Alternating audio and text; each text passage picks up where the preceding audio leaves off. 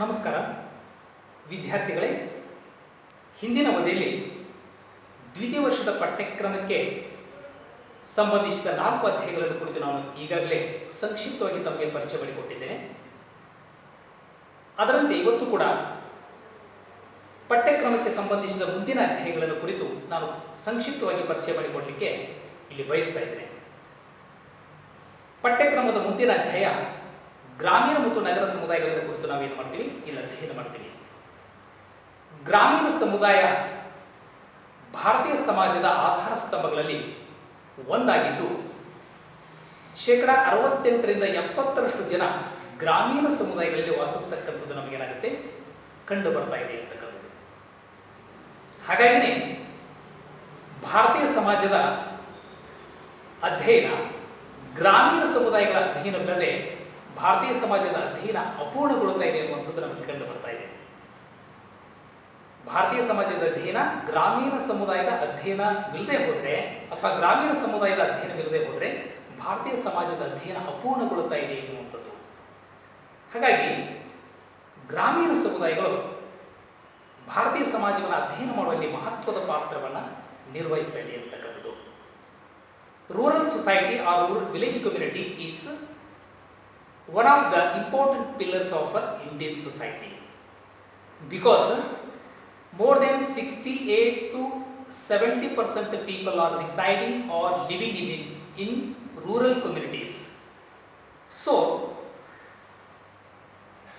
the study of Indian society becomes incomplete.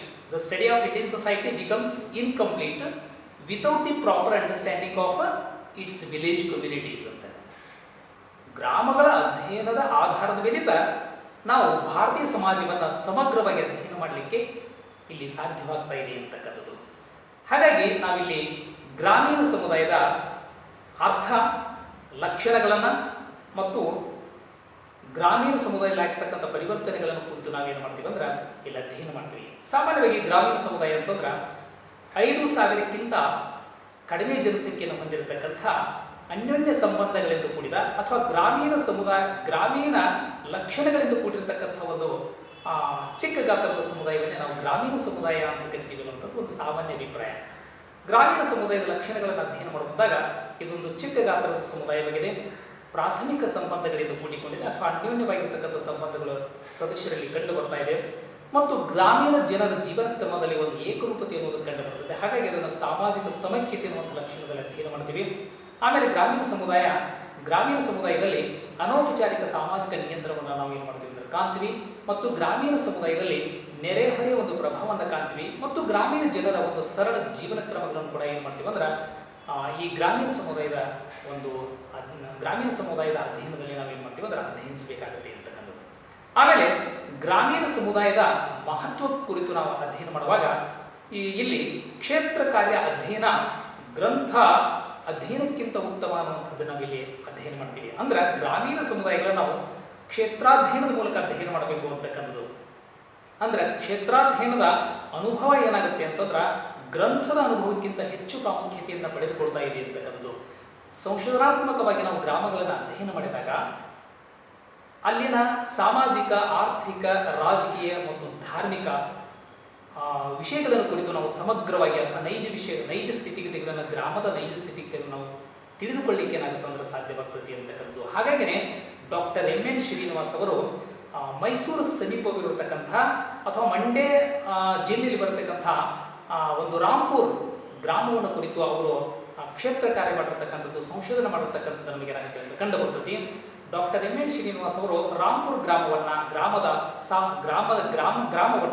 ಸಾಮಾಜಿಕವಾಗಿ, ಆರ್ಥಿಕವಾಗಿ, ಧಾರ್ಮಿಕವಾಗಿ ಅಲ್ಲಿನ ಸ್ಥಿತಿಗತಿಗಳನ್ನು ಒಂದು ನೈಜ ಮಾಹಿತಿಗಳನ್ನು ತಮ್ಮ ಒಂದು ಸಂಶೋಧನೆ ಮುಖಾಂತರವಾಗಿ ಮಾಹಿತಿಗಳನ್ನು ಸಂಗ್ರಹ ಮಾಡಿರ್ತಕ್ಕಂಥದ್ದು ನಮಗೆ ಕಂಡು ಬರ್ತದೆ. ಅದರ ಆಧಾರದ ಮೇಲಿಂದ ಅವರು ಪುಸ್ತಕವನ್ನು ಒಂದು PhD ಥೀಸಸ್ಸನ್ನು ಅವರು ಒಂದು ಪುಸ್ತಕದ ರೂಪದಲ್ಲಿ ಬರೆದಿರ್ತಕ್ಕಂಥದ್ದು ನಮಗೆ ಏನಾಗುತ್ತೆ ಕಂಡು ಬರ್ತದೆ. ಅದನ್ನೇ ನಾವು ಒಂದು ನೆನಪಿನ ಹಳ್ಳಿ ಅಂತ ನಾವು ಕರಿತೀವಿ, ರಿಮೆಂಬರ್ಡ್ ವಿಲೇಜ್ ಅಂತಕ್ಕಂಥದ್ದು. ಇದು ಬಹಳ MN ಶ್ರೀನಿವಾಸರ ಒಂದು ಗ್ರಂಥದಲ್ಲಿ ಅತ್ಯಂತ ಪ್ರಮುಖವಾಗಿರ್ತಕ್ಕಂಥದ್ದು. ಇದು ಬಹಳ ಒಂದು ಜನಪ್ರಿಯತೆಯನ್ನೇ ಡಾಕ್ಟರ್ ಎಂ ಎನ್ ಶ್ರೀನಿವಾಸರಿಗೆ ತಂದುಕೊಟ್ಟಿರ್ತಕ್ಕಂಥ ಒಂದು ಪುಸ್ತಕ ಅಂತ ನಾವಿಲ್ಲಿ ಹೇಳ್ಬೋದು ಅಂತಕ್ಕಂಥದ್ದು.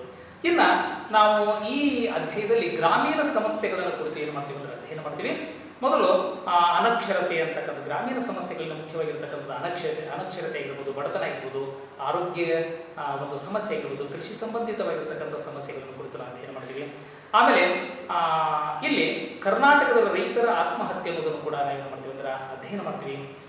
ರೈತರ ಆತ್ಮಹತ್ಯೆಗೆ ಪ್ರಮುಖವಾಗಿರ್ತಕ್ಕಂಥ ಕಾರಣಗಳೇನು ಅನ್ನೋದನ್ನು ಅಧ್ಯಯನ ಮಾಡ್ತೀವಿ. ಇಲ್ಲಿ ಮುಖ್ಯವಾಗಿ ರೈತರ ಆತ್ಮಹತ್ಯೆಗೆ ಕಾರಣಗಳನ್ನು ನಾವು ಅಧ್ಯಯನ ಮಾಡುವಾಗ ಕೊಳವೆ ಬಾವಿಯ ಒಂದು ವೈಫಲ್ಯತೆ ಆಗಿರ್ಬೋದು, ಆಮೇಲೆ ಬೆಲೆ ಕುಸಿತ ಅಂತಕ್ಕಂಥದ್ದು, ವಿವಾಹ ಮತ್ತು ಬೇರೆ ಬೇರೆ ಒಂದು ಜಾತ್ರೆ ಉತ್ಸವಕ್ಕೆ ಸಂಬಂಧಪಟ್ಟಂಗ ಒಂದು ಸಾಲದ ಒಂದು ಸುಳಿಗೆ ಸಿಕ್ಕಿಕೊಳ್ತಕ್ಕಂಥದ್ದಾಗಿರ್ಬೋದು, ಮತ್ತು ಬೇರೆ ಬೇರೆ ಒಂದು ಒತ್ತಡಗಳಾಗಿರ್ಬೋದು, ಇವೆಲ್ಲವೂ ಕಾರಣಗಳಿಂದ ಭಾರತದಲ್ಲಿ ಆತ್ಮಹತ್ಯೆಗಳು ಆಗ್ತಕ್ಕಂಥದ್ದು ಮತ್ತು ಅಥವಾ ಕರ್ನಾಟಕದಲ್ಲಿ ಆತ್ಮಹತ್ಯೆಗಳು ಉಂಟಾಗ್ತಕ್ಕಂಥದ್ದು ನಮಗೇನಾಗುತ್ತೆ ಅಂದರೆ ಕಂಡು ಬರ್ತದೆ ಅಂತಕ್ಕಂಥದ್ದು. ಇದನ್ನು ನಾವು ಅಲ್ಲಿ ಸಮಗ್ರವಾಗಿ ಅಧ್ಯಯನ ಮಾಡ್ತೀವಿ ಅಂತಕ್ಕಂಥದ್ದು. ರೈತರ ಆತ್ಮಹತ್ಯೆಯನ್ನು ತಡೆಗಟ್ಟಲಿಕ್ಕೆ ಮತ್ತು ಸರ್ಕಾರ ಕೈಗೊಂಡಿರ್ತಕ್ಕಂಥ ಪ್ರಮುಖವಾಗಿರ್ತಕ್ಕಂಥ ಕ್ರಮಗಳನ್ನು ಕುರಿತು ನಾವೇನು ಮಾಡ್ತೀವಿ ಅಂದ್ರೆ ಇಲ್ಲಿ ಅಧ್ಯಯನ ಮಾಡ್ತೀವಿ ಅಂತಕ್ಕಂಥದ್ದು. ಸರ್ಕಾರ ಸಾಲ ಮನ್ನಾ ಮಾಡೋದ್ರ ಮೂಲಕ ಕಡಿಮೆ ಬಡ್ಡಿ ದರದಲ್ಲಿ ಸಾಲವನ್ನು ನೀಡುವುದರ ಮುಖಾಂತರವಾಗಿ ಮತ್ತು ಉಚಿತವಾಗಿ ಕೃಷಿ ಸಾಮಗ್ರಿಗಳನ್ನು ನೀಡತಕ್ಕಂಥದ್ದು, ಆಮೇಲೆ ಬಿತ್ತನೆ ಬೀಜದ ಮೇಲಿನ ಸಬ್ಸಿಡಿ ಅನ್ನುವಂಥದ್ದು ಎಲ್ಲವುಗಳ ಮುಖಾಂತರವಾಗಿ ರೈತರ ಆತ್ಮಹತ್ಯೆಯನ್ನು ತಡೆಗಟ್ಟತಕ್ಕಂಥ ನಿಟ್ಟಿನೊಳಗೆ ಸರ್ಕಾರ ಪ್ರಮುಖವಾಗಿರ್ತಕ್ಕಂಥ ಕ್ರಮಗಳನ್ನು ಕೈಗೊಳ್ಳುವಂಥದ್ದು ನಮಗೇನಾಗುತ್ತೆ ಅಂದರೆ ಇಲ್ಲಿ ಕಂಡು ಬರ್ತಾ ಇದೆ ಅಂತಕ್ಕಂಥದ್ದು. ಆಮೇಲೆ ಗ್ರಾಮೀಣ ಸಮುದಾಯದ ಅಧ್ಯಯನಕ್ಕೆ ಸಂಬಂಧಪಟ್ಟ ಹಾಗೆ ಗ್ರಾಮೀಣಾಭಿವೃದ್ಧಿ ಒಂದು ಕಾರ್ಯಕ್ರಮಗಳನ್ನು ಕುರಿತು ನಾವೇನು ಮಾಡ್ತೀವಿ ಅಂದ್ರೆ ಇಲ್ಲಿ ಅಧ್ಯಯನ ಮಾಡ್ತೀವಿ ಅಂತಕ್ಕಂಥದ್ದು. ಇಲ್ಲಿ CDP ಅಂತಕ್ಕಂಥದ್ದು ಕಮ್ಯುನಿಟಿ ಡೆವಲಪ್ಮೆಂಟ್ ಪ್ರೋಗ್ರಾಮ್ ಅಂತಕ್ಕಂಥದ್ದು ಸಮುದಾಯ ಅಭಿವೃದ್ಧಿ ಯೋಜನೆಯನ್ನು ಕುರಿತು ನಾವೇನು ಮಾಡ್ತೀವಿ ಅಂದ್ರೆ ಇಲ್ಲಿ ಅಧ್ಯಯನ ಮಾಡ್ತೀವಿ. ಆಮೇಲೆ ಒಂದು ಪ್ರಮುಖ ಗ್ರಾಮೀಣಾಭಿವೃದ್ಧಿಗೆ ಸಂಬಂಧಪಟ್ಟತಕ್ಕಂಥ ಒಂದು ಪ್ರಮುಖವಾಗಿರ್ತಕ್ಕಂಥ ಒಂದು ಯೋಜನೆ ಯಾವುದು ಅಂತಂದ್ರೆ ಇಲ್ಲಿ IRDP ಅಂತಕ್ಕಂಥ ಇಂಟಿಗ್ರೇಟೆಡ್ ರೂರಲ್ ಡೆವಲಪ್ಮೆಂಟ್ ಪ್ರೋಗ್ರಾಮ್ ಅಂತಕ್ಕಂಥದ್ದು ಸಮಗ್ರ ಗ್ರಾಮೀಣ ಅಭಿವೃದ್ಧಿ ಅಂತಕ್ಕಂಥದ್ದು ಕೂಡ ನಮಗೇನಾಗುತ್ತೆ ಇಲ್ಲಿ ಕಂಡು ಬರ್ತಾ ಇದೆ. ಅದನ್ನು ಕುರಿತು ನಾವು ಏನು ಮಾಡ್ತೀವಿ ಅಂದ್ರೆ ಇಲ್ಲಿ ಸಮಗ್ರವಾಗಿ ಅಧ್ಯಯನ ಮಾಡ್ತೀವಿ ಅಂತಕ್ಕಂಥದ್ದು. ಇನ್ನು ಈ ಅಧ್ಯಾಯಕ್ಕೆ ಸಂಬಂಧಪಟ್ಟಾಗ ಇನ್ನೊಂದು ಗ್ರಾಮಗಳಿಗೆ ವ್ಯತಿರಿಕ್ತವಾಗಿರತಕ್ಕಂಥದ್ದು ಯಾವುದು ಅಂತಂದ್ರೆ ಇಲ್ಲಿ ನಗರೀಕರಣ ಅಂತಕ್ಕಂಥದ್ದು. ನಗರೀಕರಣ ಅಂದ್ರೆ ಸಾಮಾನ್ಯವಾಗಿ ನಗರಗಳ ಬೆಳವಣಿಗೆಯನ್ನು ನಾವು ನಗರೀಕರಣ ಅಂತ ಇಲ್ಲಿ ಸಾಮಾನ್ಯವಾಗಿ ಅದರ ವ್ಯಾಖ್ಯಾನ ಮಾಡ್ತೀವಿ. ಗ್ರೋತ್ ಆಫ್ ಸಿಟೀಸ್ ಅಂತ ಕರಿತೀವಿ. Or increase in population is called urbanization ಅಂತ ನಾವೇನು ಮಾಡ್ತೀವಿ ಅಂದ್ರೆ ಇಲ್ಲಿ ಹೇಳ್ತೀವಿ. somewhat difference between urbanism and urbanization ಅಂತಕ್ಕಂಥ ಎರಡು ಪ್ರಕ್ರಿಯೆಗಳು ಏನಿದಾವಲ್ಲ ಅವು ಸ್ವಲ್ಪ ಮಟ್ಟಿಗೆ ಭಿನ್ನವಾಗಿರ್ತಕ್ಕಂಥದ್ದು. ನಗರೀಕರಣ ಬೇರೆ, ನಗರತ್ವ ಬೇರೆ. ನಗರೀಕರಣ ಅಂತಕ್ಕಂಥ it indicates only growth of cities, but urbanism indicates only way of life of urban people ಅಂತಕ್ಕಂಥದ್ದು. ನಗರದಲ್ಲಿನ ಜನರ ಜೀವನ ಕ್ರಮಗಳನ್ನು ಸೂಚಿಸ್ತಕ್ಕಂಥದ್ದೇ ನಗರೀಕರಣ ಅನ್ನೋದು ನಮಗೇನಾಗುತ್ತೆ ಕಂಡು ಬರ್ತೈತಿ. ಆಮೇಲೆ ನಗರೀಕರಣಕ್ಕೆ ಸಂಬಂಧಪಟ್ಟ ಹಾಗೆ ನಗರದ ಸಮಸ್ಯೆಗಳನ್ನು ನಾವು ಏನು ಮಾಡ್ತೀವಿ ಅಂದರೆ ಅಧ್ಯಯನ ಮಾಡ್ತೀವಿ ಅಂತಕ್ಕಂಥದ್ದು. ನಗರದ ಸಮಸ್ಯೆಗಳಲ್ಲಿ ಕೊಳಚೆ ಪ್ರದೇಶ ಅಂತಕ್ಕಂಥದ್ದು ನಗರದ ಅತ್ಯಂತ ಪ್ರಮುಖವಾಗಿರ್ತಕ್ಕಂಥ ಒಂದು ಸಮಸ್ಯೆ ಅಂತಕ್ಕಂಥದ್ದು. ಇಲ್ಲಿ ನಗರದ ಸಮಸ್ಯೆ ಅಂತಕ್ಕಂಥದ್ದು ಗ್ರೋಯಿಂಗ್ ಅರ್ಬನ್ ಪಾಪ್ಯುಲೇಷನ್ ಇದು ಏನು ಮಾಡ್ತಿದೆ ಅಂತಂದ್ರೆ ಇದು ನಗರದಲ್ಲಿ ಬೆಳೀತಕ್ಕಂಥ ಒಂದು ಜನಸಂಖ್ಯೆ ಒಂದು ಪ್ರಮಾಣ ಈ ಒಂದು ಕೊಳಚೆ ಪ್ರದೇಶಗಳ ಒಂದು ನಿರ್ಮಾಣಕ್ಕೆ ಏನಾಗಿದೆ ಅಂತಂದರೆ ಪ್ರಮುಖವಾಗಿರ್ತಕ್ಕಂಥ ಕಾರಣವಾಗಿದೆ ಅಂತಕ್ಕಂಥದ್ದು. ಹೀಗಾಗಿ growing urban population is not properly housed, it is giving rising to slums ಅಂತಕ್ಕಂಥದ್ದು. ಇದು ಕೊಳಚೆ ಪ್ರದೇಶದ ಒಂದು ಬೆಳವಣಿಗೆಗೆ ನಗರದ ಜನಸಂಖ್ಯೆ ಬೆಳವಣಿಗೆಗೆ ಕಾರಣವಾಗಿದೆ ಅನ್ನೋದು ಕೂಡ ನಮಗೇನಾಗುತ್ತೆ ಅಂದ್ರೆ ಇಲ್ಲಿ ಕಂಡು ಬರ್ತದೆ. ಇದನ್ನು ಕೂಡ ನಾವು ಏನು ಮಾಡ್ತೀವಿ ಅಂದರೆ ಇಲ್ಲಿ ಸಮಗ್ರವಾಗಿ ಅಧ್ಯಯನ ಮಾಡ್ತೀವಿ ಅಂತಕ್ಕಂಥದ್ದು. ಆಮೇಲೆ 6ನೇ ಅಧ್ಯಾಯದಲ್ಲಿ ಮಾರುಕಟ್ಟೆ ಮತ್ತು ಸಂವಹನ ವ್ಯವಸ್ಥೆ ಅನ್ನುವಂತಹ ಒಂದು ಅಧ್ಯಾಯವನ್ನು ನಾವು ಇಲ್ಲಿ ತಿಳ್ಕೊತೀವಿ. ಇದಕ್ಕೆ ಸಂಬಂಧಪಟ್ಟ ಹಾಗೆ ನಾವು ಮಾರುಕಟ್ಟೆ ಅಂದರೆ ಏನು ಅನ್ನೋದನ್ನು ಅಧ್ಯಯನ ಮಾಡ್ತೀವಿ. ಮಾರುಕಟ್ಟೆ ಅಂದರೆ ಸಾಮಾನ್ಯವಾಗಿ ವಸ್ತುಗಳನ್ನು ಮಾರಾಟ ಮಾಡ್ತಕ್ಕಂಥ ಕೊಳ್ಳುವ ಮತ್ತು ಮಾರುವ ಒಂದು ಸ್ಥಳವನ್ನೇ ನಾವು ಸಾಮಾನ್ಯವಾಗಿ ಮಾರುಕಟ್ಟೆ ಅಂತ ಕರಿತೀವಿ. The place of buying and selling the goods ಅಂತಕ್ಕಂಥ ಆರ್ ಕಮೋಡಿಟೀಸ್ ಅಂತಕ್ಕಂಥದ್ದು ನಮಗೆ ಸಹಜವಾಗಿ ಏನಾಗುತ್ತೆ ಅಂದ್ರೆ ಇಲ್ಲಿ ಕಂಡು ಬರ್ತದೆ ಅಂತಕ್ಕಂಥದ್ದು. ಈ ಮಾರುಕಟ್ಟೆಯನ್ನು ನಾವು ಇಲ್ಲಿ ಸಾಮಾಜಿಕ ಸಂಸ್ಥೆಗೆ ಅಧ್ಯಯನ ಮಾಡ್ತಕ್ಕಂಥದ್ದು ವಿಶೇಷ ಅಂತಕ್ಕಂಥದ್ದು. ಮಾರುಕಟ್ಟೆಯನ್ನು ಸಾಮಾಜಿಕ ಸಂಸ್ಥೆ ಅಂತ ನಾವು ಇದನ್ನು ಪರಿಗಣಿಸ್ತೀವಿ. ಸಾಮಾಜಿಕ ಒಂದು ದೃಷ್ಟಿಕೋನದಿಂದ ನಾವು ಮಾರುಕಟ್ಟೆಯನ್ನು ಅಧ್ಯಯನ ಮಾಡ್ತಕ್ಕಂಥದ್ದು ಇಲ್ಲಿನ ವಿಶೇಷ ಅಂತಕ್ಕಂಥದ್ದು. ಇಲ್ಲಿ ವಾರದ ಸಂತೆ ಅಂತ ಬರ್ತದೆ ಅಂತಕ್ಕಂಥದ್ದು. ವಾರದ ಸಂತೆಯನ್ನು ಕುರಿತು ನಾವು ಅಧ್ಯಯನ ಮಾಡ್ತೀವಿ ಅಂತಕ್ಕಂಥದ್ದು. ಅಂದರೆ ಸುತ್ತಮುತ್ತಲ ಹಳ್ಳಿಗಳಿಂದ ಜನ ತಾವು ಬೆಳೆದಿರ್ತಕ್ಕಂಥ ದವಸ ಧಾನ್ಯಗಳನ್ನು ರೈತರು ಇಲ್ಲಿ ಮಾರಾಟ ಮಾಡ್ತಾರೆ, ತಮಗೆ ಬೇಕಾಗಿರ್ತಕ್ಕಂಥ ವಸ್ತುಗಳನ್ನು ಕೊಂಡುಕೊಡ್ತಾರೆ. ಹಾಗೆಯೇ ಕುಶಲಕರ್ಮಿಗಳು ಕೂಡ ತಾವು ಸಿದ್ಧಪಡಿಸಿರ್ತಕ್ಕಂಥ ವಸ್ತುಗಳನ್ನು ತಂದು ಇಲ್ಲಿ ಮಾರಾಟ ಮಾಡೋದ್ರ ಮುಖಾಂತರವಾಗಿ ತಮಗೆ ಬೇಕಾಗಿರ್ತಕ್ಕ ಅಗತ್ಯವಾಗಿರ್ತಕ್ಕಂಥ ವಸ್ತುಗಳನ್ನು ಕೊಂಡುಕೊಳ್ಳತಕ್ಕಂಥದ್ದು ನಮಗೆ ಏನಾಗುತ್ತದೆ ಇಲ್ಲಿ ಕಂಡು ಬರ್ತದೆ ಅಂತಕ್ಕಂಥದ್ದು. ಈ ಸಂದರ್ಭದಲ್ಲಿ ಅವರು ಸುತ್ತಮುತ್ತಲ ಹಳ್ಳಿಯ ಜನ ಈ ವಾರದ ಸಂತೆಗೆ ಬಂದಾಗ ಅಲ್ಲಿ ತಮ್ಮ ತಮ್ಮ ಒಂದು ಕೌಟುಂಬಿಕ ವಿಚಾರಗಳಿಗೆ ಸಂಬಂಧಪಟ್ಟ ಹಾಗೆ ವಿವಾಹ ಆಗಿರ್ಬೋದು, ಕುಟುಂಬ ಆಗಿರ್ಬೋದು, ಜಾತ್ರೆ, ಉತ್ಸವ, ಧರ್ಮ ಇವೆಲ್ಲವುಗಳನ್ನು ಕುರಿತು ಪರಸ್ಪರ ಒಂದಿಷ್ಟು ವಿಚಾರಗಳನ್ನು ಏನು ಮಾಡ್ತಾರೆ ಅಂದ್ರೆ ಅಲ್ಲಿ ಹಂಚಿಕೊಳ್ತಕ್ಕಂಥದ್ದು ನಮಗೇನಾಗುತ್ತೆ ಕಂಡು ಬರ್ತದೆ ಅಂತಕ್ಕಂಥದ್ದು. ಹೀಗಾಗಿ ಮಾರುಕಟ್ಟೆ ಅಂತಕ್ಕಂಥದ್ದು ಕೇವಲ ಆರ್ಥಿಕ ಒಂದು ಕ್ಷೇತ್ರಕ್ಕೆ ಮಾತ್ರ ಸೀಮಿತಗೊಳಿಸದೆ ಇದನ್ನು ಒಂದು ಸಾಮಾಜಿಕ ದೃಷ್ಟಿಕೋನದಿಂದ ಇಲ್ಲಿ ನೋಡಿರುವಂಥದ್ದು ನಮಗೇನಾಗುತ್ತೆ ಅಂದರೆ ಇಲ್ಲಿ ಕಂಡು ಬರ್ತದೆ. ಹೀಗಾಗಿ ಇದನ್ನು ಕೂಡ ನಾವು ಸಮಗ್ರವಾಗಿ ಏನು ಮಾಡ್ತೀವಿ ಇಲ್ಲಿ ಅಧ್ಯಯನ ಮಾಡ್ತೀವಿ ಅಂತಕ್ಕಂಥದ್ದು. ಇನ್ನು ಈ ಅಧ್ಯಾಯಕ್ಕೆ ಸಂಬಂಧಪಟ್ಟ ಹಾಗೆ ಸಂವಹನ ವ್ಯವಸ್ಥೆಗಳನ್ನು ಕುರಿತು ನಾವು ಅಧ್ಯಯನ ಮಾಡ್ತೀವಿ. ಸಮೂಹ ಮಾಧ್ಯಮಗಳು ಅಂತಕ್ಕಂಥದ್ದು ಸಹಜವಾಗಿ ನಾವು ಮಾಧ್ಯಮಗಳು ಅಂತಂದ್ರೆ ಒಂದು ಸೀಮಿತ ಅವಧಿಯಲ್ಲಿ ಹೆಚ್ಚು ಜನರಿಗೆ ಏಕಕಾಲದಲ್ಲಿ ಮಾಹಿತಿಗಳನ್ನು ತಲುಪಿಸ್ತಕ್ಕಂಥ ಒಂದು ವ್ಯವಸ್ಥೆಯನ್ನು ನಾವು ಏನು ಮಾಡ್ತೀವಿ ಅಂದ್ರೆ ಸಮೂಹ ಮಾಧ್ಯಮಗಳಿಂದ ಏನು ಮಾಡ್ತೀವಿ ಅಂದ್ರೆ ನಾವು ಕರಿತೀವಿ ಅಂತ. It reaches number of people ಅಂತಕ್ಕಂಥ informations. It reaches informations to the people in short time ಅಂತಕ್ಕಂಥದ್ದು. ಬಹಳ ಕಡಿಮೆ ಅವಧಿಯಲ್ಲಿ ಜನರಿಗೆ ಮಾಹಿತಿಗಳನ್ನು ತಲುಪಿಸ್ತಕ್ಕಂಥ ಒಂದು ವ್ಯವಸ್ಥೆ ಅಂತಕ್ಕಂಥದ್ದು. ಇಲ್ಲಿ ಸಮೂಹ ಮಾಧ್ಯಮದಲ್ಲಿ ನಾವು ಸಾಮಾನ್ಯವಾಗಿ ದಿನಪತ್ರಿಕೆಗಳನ್ನು ಸಮೂಹ ಮಾಧ್ಯಮಕ್ಕೆ ಸಂಬಂಧಪಟ್ಟ ದಿನಪತ್ರಿಕೆಗಳಾಗಿರ್ಬೋದು, ಮ್ಯಾಗ್ಝಿನ್ಸ್ ಆಗಿರ್ಬೋದು, ರೇಡಿಯೋ ಆಗಿರ್ಬೋದು, ದೂರದರ್ಶನ ಆಗಿರ್ಬೋದು, ಆಮೇಲೆ ಸಾಮಾಜಿಕ ಸಂಪರ್ಕ ತಾಣಗಳಾಗಿರ್ಬೋದು, ಸೋಷಿಯಲ್ ನೆಟ್ವರ್ಕಿಂಗ್ ಸೈಟ್ಸ್ ಅಂತಕ್ಕಂಥದ್ದು ಇವೆಲ್ಲವುಗಳನ್ನು ನಾವು ಸಮೂಹ ಮಾಧ್ಯಮಗಳಿಗೆ ಪ್ರಮುಖವಾಗಿರ್ತಕ್ಕಂಥ ಉದಾಹರಣೆಯನ್ನು ನಾವು ಹೇಳ್ತೀವಿ ಅಂತಕ್ಕಂಥದ್ದು. ಇನ್ನು ಸಮೂಹ ಮಾಧ್ಯಮದಲ್ಲಿ ಎರಡು ಪ್ರಮುಖವಾಗಿರ್ತಕ್ಕಂಥ ಪ್ರಕಾರಗಳನ್ನು ಕೂಡ ನಾವು ಏನು ಮಾಡ್ತೀವಿ ಅಂದರೆ ಅಧ್ಯಯನ ಮಾಡ್ತೀವಿ. ಒಂದು ಮುದ್ರಣ ಮಾಧ್ಯಮ ಅಂತಕ್ಕಂಥದ್ದು, ಇನ್ನೊಂದು ವಿದ್ಯುನ್ಮಾನ ಮಾಧ್ಯಮ ಅಂತಕ್ಕಂಥದ್ದು. ಪ್ರಿಂಟಿಂಗ್ ಆ್ಯಂಡ್ ಎಲೆಕ್ಟ್ರಾನಿಕ್ ಅನ್ನುವಂಥದ್ದು ಮೀಡಿಯಾಸ್ ಅಂತಕ್ಕಂಥದ್ದು ನಾವು ಏನು ಮಾಡ್ತೀವಿ ಅಂದರೆ ಅಧ್ಯಯನ ಮಾಡ್ತೀವಿ. ಮುದ್ರಣ ಮಾಧ್ಯಮದಲ್ಲಿ ಸಾಮಾನ್ಯವಾಗಿ ಈ ವೃತ್ತಪತ್ರಿಕೆಗಳು ಅಥವಾ ದಿನಪತ್ರಿಕೆಗಳು ಮತ್ತು ಮ್ಯಾಗ್ಝಿನ್ಸ್ ಬಂದರೆ, ವಿದ್ಯುನ್ಮಾನದಲ್ಲಿ ಮುಖ್ಯವಾಗಿರ್ತಕ್ಕಂಥ ವಿದ್ಯುನ್ಮಾನದ ಮಾಧ್ಯಮಗಳೇನಂತಂದರೆ ಆಕಾಶವಾಣಿ ಮತ್ತು ದೂರದರ್ಶನ ಮತ್ತು ಇವುಗಳನ್ನು ಕುರಿತು ನಾವೇನು ಮಾಡ್ತೀವಿ ಅಂದರೆ ಇಲ್ಲಿ ಸಮಗ್ರವಾಗಿ ಅಧ್ಯಯನ ಮಾಡ್ತೀವಿ ಅಂತಕ್ಕಂಥದ್ದು. ಒಟ್ಟಾರೆ ಸಾಮಾಜಿಕ ಸುಧಾರಣೆಯನ್ನು ತರುವಲ್ಲಿ ಜಗತ್ತಿನ ಬೇರೆ ಬೇರೆ ಒಂದು ಸ್ಥಳದಲ್ಲಿ ಆಗಿರತಕ್ಕಂಥ ಘಟನೆಗಳನ್ನು ಜನರಿಗೆ ತಲುಪಿಸುವಂತಹ ಒಂದು ನಿಟ್ಟಿನಲ್ಲಿ ಒಂದು ಇವತ್ತು ಅಗಾಧವಾಗಿ ಬೆಳೆದಿರ್ತಕ್ಕಂಥ ಒಂದು ಮಾಧ್ಯಮಗಳು, ಅಗಾಧವಾಗಿ ಬೆಳೆದಿರ್ತಕ್ಕಂಥ ಅಂತಂದ್ರೆ ಸಮೂಹ ಮಾಧ್ಯಮಗಳು ಅಂತಕ್ಕಂಥದ್ದು ನಮಗೆ ಇಲ್ಲಿ ಕಂಡು ಬರ್ತಾ ಇದೆ ಅಂತಕ್ಕಂಥದ್ದು. ಈಗಿನ 7ನೇ ಅಧ್ಯಾಯದಲ್ಲಿ ಸಾಮಾಜಿಕ ಚಳವಳಿಗಳನ್ನು ಕುರಿತು ನಾವೇನು ಮಾಡ್ತೀವಿ ಅದನ್ನು ಅಧ್ಯಯನ ಮಾಡ್ತೀವಿ. ಒಂದು ಸಾಮೂಹಿಕ ಪ್ರಯತ್ನದ ಮುಖಾಂತರವಾಗಿ ಒಂದು ಹೊಸ ಸಾಮಾಜಿಕ ವ್ಯವಸ್ಥೆಯನ್ನು ಸ್ಥಾಪನೆ ಮಾಡ್ತಕ್ಕಂಥದ್ದು, establishing new systems by collective efforts ಅಂತಕ್ಕಂಥದ್ದನ್ನು ನಾವೇನು ಮಾಡ್ತೀವಿ ಅಂತ ಹೇಳಿ ಅಧ್ಯಯನ ಮಾಡ್ತೀವಿ. ಅನ್ಯಾಯದ ವಿರುದ್ಧವಾಗಿ ಮಾಡ್ತಕ್ಕಂಥ ಸ್ಟ್ರಗಲ್ ಅಗೇನ್ಸ್ಟ್ ದಿ ಇನ್ಜಸ್ಟಿಸ್ ಅಂತಕ್ಕಂಥ ಈಸ್ ಕಾಲ್ಡ್ ಸೋಷಿಯಲ್ ಮೂವ್ಮೆಂಟ್ ಅಂತಕ್ಕಂಥ ಸೋಷಿಯಲ್ ಸ್ಟ್ರಗಲ್ ಆರ್ ಮೂವ್ಮೆಂಟ್ ಅನ್ನೋದನ್ನು ನಾವೇನು ಮಾಡ್ತೀವಿ ಅಂದ್ರೆ ಇಲ್ಲಿ ಅಧ್ಯಯನ ಮಾಡ್ತೀವಿ ಅಂತಕ್ಕಂಥದ್ದು. ಮತ್ತು ಸಾಮಾಜಿಕ ಚಳುವಳಿಗೆ ಒಂದಿಷ್ಟು ಏನಿರ್ತಾವೆ ಅಂದರೆ ಪ್ರಮುಖವಾಗಿರ್ತಕ್ಕಂಥ ಮುಖ್ಯಾಂಶಗಳಿರ್ತಾವೆ. ಸಾಮಾಜಿಕ ಚಳುವಳಿ ಮುಖ್ಯಾಂಶಗಳಲ್ಲಿ ಚಳುವಳಿಗಳು ಒಂದು ಸೈದ್ಧಾಂತಿಕ ಒಂದು ಆಧಾರದ ಮೇಲೆ ನಡೀತಕ್ಕಂಥದ್ದು ಮತ್ತು ಒಂದು ಸಂಘಟನೆ ಇರ್ತದೆ ಮತ್ತು ಒಂದು ನಾಯಕತ್ವ ಇರ್ತದೆ. ಈ ಪ್ರಮುಖವಾಗಿರ್ತಕ್ಕಂಥ ಮುಖ್ಯಾಂಶಗಳಿಂದವಲ್ಲ ಇವು ಸಾಮಾಜಿಕ ಚಳುವಳಿಗೆ ಸಂಬಂಧಪಟ್ಟಿರ್ತಕ್ಕಂಥ ಪ್ರಮುಖ ವಿಷಯಗಳು ಅನ್ನೋದನ್ನು ನಾವೇನು ಅಲ್ಲಿ ಅಧ್ಯಯನ ಮಾಡ್ತೀವಿ ಅಂತಕ್ಕಂಥದ್ದು. ಆಮೇಲೆ ಇಲ್ಲಿ ರೈತರ ಚಳುವಳಿಗಳನ್ನು ಅಧ್ಯಯನ ಮಾಡ್ತೀವಿ.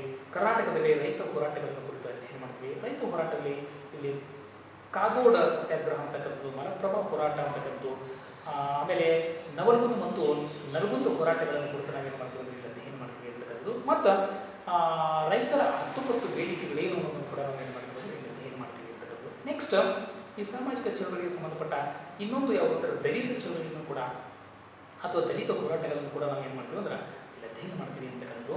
ಈ ದಲಿತ ಹೋರಾಟದಲ್ಲಿ ದಲಿತ ಸಂಘಟನೆಗಳ ಪಾತ್ರವನ್ನು ಕೂಡ ನಾವು ಅಧ್ಯಯನ ಮಾಡ್ತೀವಿ.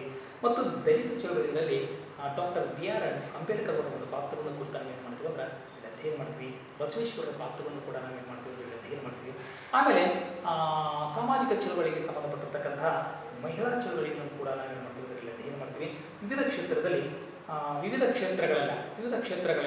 ಅಂದ್ರೆ ಸಾಮಾಜಿಕವಾಗಿ, ಆರ್ಥಿಕವಾಗಿ, ಶೈಕ್ಷಣಿಕವಾಗಿ ಮಹಿಳೆಯರು ಒಂದು ಸಮಾನತೆಯನ್ನು ಮತ್ತು ಮೀಸಲಾತಿ ಪದ್ಧತಿಯನ್ನು ಈ ಒಂದು ಹೋರಾಟದ ಮುಖಾಂತರವಾಗಿ ಹೇಗೆ ಪಡೆದುಕೊಂಡಿದ್ದಾರೆ, ತಮ್ಮ ಸ್ಥಾನಮಾನಗಳೇ ಹೇಗೆ ಎತ್ತರಿಸಿಕೊಂಡಿರುತ್ತಾರೆ, ಒಂದು ಮಹಿಳಾ ಒಂದು ಸಬಲೀಕರಣ ಹೇಗೆ ಆಗಿದೆ ಒಂದು ಹೋರಾಟದ ಮುಖಾಂತರವಾಗಿ ಅನ್ನುವಂಥದ್ದು ಕೂಡ ಏನಾಗುತ್ತೆ ಇಲ್ಲಿ ನಾವು ಅಧ್ಯಯನ ಮಾಡಬೇಕಾಗುತ್ತೆ. ಕೊನೆಗೆ ಇನ್ನೊಂದು ಕೊನೆಯ ಅಧ್ಯಯನ ನಾನು ಪರಿಚಯ ಮಾಡಿಕೊಡ್ಲಿಕ್ಕೆ ಇಲ್ಲಿ ಬಯಸ್ತಾ ಇದ್ದೇನೆ. ಕೊನೆಯ ಅಧ್ಯಾಯ ಯಾವುದು ಅಂತಂದ್ರೆ ಈ ಪಠ್ಯಕ್ರಮಕ್ಕೆ ಸಂಬಂಧಪಟ್ಟ ಕೊನೆಯ ಅಧ್ಯಾಯ ಭಾರತದಲ್ಲಿ ಸಾಮಾಜಿಕ ಪರಿವರ್ತನೆ ಎನ್ನುವಂಥದ್ದು. ಸಾಮಾಜಿಕ ಪರಿವರ್ತನೆಯಲ್ಲಿ 4 ಪ್ರಮುಖವಾಗಿರ್ತಕ್ಕಂಥ ಪರಿಕಲ್ಪನೆಗಳನ್ನು ನಾವಿಲ್ಲಿ ಅಧ್ಯಯನ ಮಾಡಬೇಕಾಗುತ್ತೆ. ಮೊದಲೇದು ಸಂಸ್ಕೃತೀಕರಣ ಅಂತಕ್ಕಂಥದ್ದು. ಸಂಸ್ಕೃತೀಕರಣ ಅಂತಂದ್ರೆ ಕೆಳಜಾತಿಗೆ ಸಂಬಂಧಪಟ್ಟಿರ್ತಕ್ಕಂಥ ಜನರು ಮೇಲ್ಜಾತಿಯ ಜನರ ಒಂದು ಜೀವನ ಕ್ರಮಗಳನ್ನು ಅನುಕರಣೆ ಮಾಡುವಂಥದ್ದನ್ನು ನಾವು ಸಂಸ್ಕೃತೀಕರಣ ಅಂತ ಕರಿತೀವಿ. Imitating the lifestyles of high caste people ಅಂತ. Low caste people imitating the lifestyles of high caste people is called Sanskritisation ಅನ್ನುವಂಥದ್ದು ನಮಗೇನಾಗುತ್ತದೆ ಇಲ್ಲಿ ಕಂಡುಬರ್ತದೆ. ಈ ಸಂಸ್ಕೃತೀಕರಣ ಅನ್ನುವಂಥ ಒಂದು ಕಾನ್ಸೆಪ್ಟನ್ನು ಪರಿಚಯ ಮಾಡಿಕೊಟ್ಟಿರ್ತಕ್ಕಂಥವ್ರು ಏನೋ doctor M N Srinivas. Doctor M N Srinivas introduced this concept for the first time, Sanskritisation ಅನ್ನುವಂಥದ್ದು. ಆಮೇಲೆ ಪಾಶ್ಚಾತ್ಯೀಕರಣ ಅನ್ನುವಂಥದ್ದು ಕೂಡ westernisation is also introduced by doctor M N Srinivas ಅಂತ. ಪಾಶ್ಚಾತ್ಯೀಕರಣ ಈ ಒಂದು ಪರಿಕಲ್ಪನೆಯೂ ಕೂಡ ಡಾಕ್ಟರ್ ಎಮ್ ಎನ್ ಶ್ರೀನಿವಾಸ್ ಪರಿಚಯ ಮಾಡಿಕೊಟ್ಟಿದ್ದಾರೆ. ಡಾಕ್ಟರ್ ಎಮ್ ಎನ್ ಶ್ರೀನಿವಾಸ್ ಅವರ ಪ್ರಕಾರ 150 ವರ್ಷಗಳ ಬ್ರಿಟಿಷ್ ಒಂದು ಆಳ್ವಿಕೆ ಒಂದು ಪ್ರಭಾವದಿಂದ ಭಾರತೀಯ ಸಾಮಾಜಿಕ ಒಂದು ವ್ಯವಸ್ಥೆಯಲ್ಲಿ ಆಗಿರ್ತಕ್ಕಂಥ ಒಂದು ಪರಿವರ್ತನೆಗಳು ಸೂಚಿಸ್ತಕ್ಕಂಥದ್ದು ನಾವು ಪಾಶ್ಚಾತ್ಯೀಕರಣ ಅಂತ ಏನು ಮಾಡ್ತೀವಿ ಅಂತ ಕರಿತೀವಿ ಅಂತಕ್ಕಂಥದ್ದು. ಒಟ್ಟಾರೆ ಪಾಶ್ಚಾತ್ಯೀಕರಣ ಅಂತಂದ್ರೆ ಪೌರತ್ವರು ಅಥವಾ ಭಾರತೀಯರು ಪಶ್ಚಿಮ ದೇಶದ ಜೀವನ ಕ್ರಮಗಳನ್ನು ಅನುಕರಣೆ ಮಾಡೋದನ್ನು ನಾವು ಪಾಶ್ಚಾತ್ಯೀಕರಣ ಅಂತ ಇಲ್ಲಿ ಕರೀತಾ ಇದ್ದೀವಿ ಅಂತಕ್ಕಂಥದ್ದು. ಪಾಶ್ಚಾತ್ಯೀಕರಣದ ಪರಿಣಾಮಕ್ಕೆ ಸಂಬಂಧಪಟ್ಟ ಹಾಗೆ ಪಾಶ್ಚಾತ್ಯೀಕರಣದಿಂದ ಏನು ಸಾಮಾಜಿಕ ವ್ಯವಸ್ಥೆಗೆ ಬದಲಾವಣೆಗಳಾಗ್ತವೆ, ಏನು ಪ್ರಭಾವ ಇದೆ ಅದರಂತಂದ್ರೆ ಇಲ್ಲಿ ತಂತ್ರಜ್ಞಾನ ಆಗಿರ್ಬೋದು, ಹೊಸ ಸಂಸ್ಥೆಗಳ ಒಂದು ಪರಿಚಯ ಅಂತಕ್ಕಂಥದ್ದಾಗಿರ್ಬೋದು, ಅದರಲ್ಲಿ ಮುಖ್ಯವಾಗಿ ಮಾಡರ್ನ್ ಎಜುಕೇಷನ್ ಅಂತಕ್ಕಂಥದ್ದು, ಆಮೇಲೆ ತತ್ವ ಮತ್ತು ಮೌಲ್ಯಗಳಾಗಿರ್ಬೋದು, ಇವೆಲ್ಲವುಗಳು ಹೇಗೆ ಸಾಮಾಜಿಕ ಒಂದು ರಚನೆಯಲ್ಲಿ ಬದಲಾವಣೆಗಳನ್ನು ತಂದಿವೆ ಅಂತಕ್ಕಂಥದ್ದು. ಹಾಗಾಗಿನೇ ಬ್ರಿಟಿಷರು ನಮ್ಮ ದೇಶಕ್ಕೆ ಹಾಗೆ ಬರಲಿಲ್ಲ, ತಮ್ಮೊಂದಿಗೆ ಒಂದು ವಿಶಿಷ್ಟವಾಗಿರ್ತಕ್ಕಂಥ ಮೌಲ್ಯಗಳನ್ನು ಕೂಡ ತಂದು ಅನ್ನೋದು ಕೂಡ ನಮಗೆ ಇಲ್ಲಿ ಕಂಡು ಬರ್ತದೆ. ಬ್ರಿಟಿಷರು come to India with empty hands, they brought tremendous changes, they brought tremendous values with them ಅನ್ನುವಂಥದ್ದು ಕೂಡ ನಮ್ಮಲ್ಲಿ ನೆನಪಿಸಿಕೊಳ್ಬೋದು ಅಂತಕ್ಕಂಥದ್ದು. ಆಮೇಲೆ ಈ ಸಾಮಾಜಿಕ ಪರಿವರ್ತನೆಗೆ ಸಂಬಂಧಪಟ್ಟಿರ್ತಕ್ಕಂಥ ಆಧುನೀಕರಣ ಅನ್ನೋದು ಕೂಡ ನಾವು ಏನು ಮಾಡ್ತೀವಿ, ಡೈಲಿ ಲರ್ನರ್ ಅವರು ಪರಿಚಯಿಸಿರ್ತಕ್ಕಂಥ ಈ ಆಧುನೀಕರಣವನ್ನು ನಾವು ಅಧ್ಯಯನ ಮಾಡ್ತೀವಿ. ಇಲ್ಲಿ ಸಾಮಾಜಿಕವಾಗಿ, ಆರ್ಥಿಕವಾಗಿ, ಶೈಕ್ಷಣಿಕ ಮತ್ತು ಧಾರ್ಮಿಕ ಕ್ಷೇತ್ರದಲ್ಲಿ ಏನು ಮಾರ್ಪಾಡತೆಗಳಾಗಿದೆ, ಏನು ಹೊಸತನಾಗಿದೆ ಅನ್ನೋದು ಕೂಡ ನಾವು ಇಲ್ಲಿ ಏನು ಮಾಡ್ತೀವಿ ಅಂದ್ರೆ ಇಲ್ಲಿ ಅಧ್ಯಯನ ಮಾಡ್ತೀವಿ ಅಂತಕ್ಕಂಥದ್ದು. ಕೊನೆಯದಾಗಿ ಇಲ್ಲಿ ಜಾಗತೀಕರಣ ಅಂತಕ್ಕಂಥದ್ದನ್ನು ನಾವು ಅಧ್ಯಯನ ಮಾಡ್ತೀವಿ. ಜಾಗತೀಕರಣ ಅನ್ನುವಂಥದ್ದನ್ನು ಇಲ್ಲಿ ಲೆವಿಟ್ ಅಂತಕ್ಕಂಥವ್ರು, ಥಿಯೋಡರ್ ಲೆವಿಟ್ ಅಂತಕ್ಕಂಥವ್ರು ಈ ಒಂದು ಜಾಗತೀಕರಣ ಅನ್ನುವಂಥ ಕಾನ್ಸೆಪ್ಟನ್ನು ಪರಿಚಯ ಮಾಡಿಕೊಟ್ಟಿರ್ತಕ್ಕಂಥದ್ದು. ಈ ಜಾಗತೀಕರಣ ಅಂತಂದ್ರೆ ಜಗತ್ತಿನ ಎಲ್ಲ ಸಮಾಜಗಳಲ್ಲಿ ಪರಸ್ಪರ ಸಂಬಂಧವನ್ನು ಸೂಚಿಸ್ತಕ್ಕಂಥದ್ದೇ ನಾವು ಜಾಗತೀಕರಣ ಅಂತ ಕರಿತೀವಿ. ಜಾಗತೀಕರಣದಿಂದ ಜಗತ್ತಿನ ಎಲ್ಲ ಸಮಾಜಗಳು ಏನಾಗ್ತಂದ್ರೆ ಒಂದುಗೂಡ್ತಾವೆ ಅಂತಕ್ಕಂಥದ್ದು ನಮಗೆ ಏನಾಗುತ್ತಂದ್ರೆ ಇಲ್ಲಿ ಕಂಡು ಬರ್ತದೆ ಅಂತಕ್ಕಂಥದ್ದು. ಇದನ್ನು ನಾವು ಈ ದ್ವಿತೀಯ ವರ್ಷದ ಪಠ್ಯಕ್ರಮದಲ್ಲಿ ಎಲ್ಲವುಗಳನ್ನು ಕುರಿತು ನಾವು ಏನು ಮಾಡ್ತೀವಿ, ಸಂಕ್ಷಿಪ್ತ ರೀತಿಯಲ್ಲಿ ಅಧ್ಯಯನ ಮಾಡಿದ್ದೇವೆ. ಮುಂದಿನ ಅವಧಿಯಲ್ಲಿ ಈ ಪಠ್ಯಕ್ರಮದ ಮೊದಲ ಒಂದು ಅಧ್ಯಾಯವನ್ನು ನಾವು ಏನು ಮಾಡ್ತೀವಿ, ಪ್ರಾರಂಭ ಮಾಡ್ತೀವಿ ಅಂತಕ್ಕಂಥದ್ದು. ಇಲ್ಲಿಗೆ ಎಲ್ಲ ಪಠ್ಯಕ್ರಮದ ಎಲ್ಲ ಅಧ್ಯಾಯಗಳ ಒಂದು ಸಂಕ್ಷಿಪ್ತವಾಗಿರ್ತಕ್ಕಂಥ ಪರಿಚಯಗಳನ್ನು ಇಲ್ಲಿಗೆ ಮುಕ್ತಾಯಗೊಳಿಸ್ತಾ ಇದ್ದೇನೆ. ನಮಸ್ಕಾರ.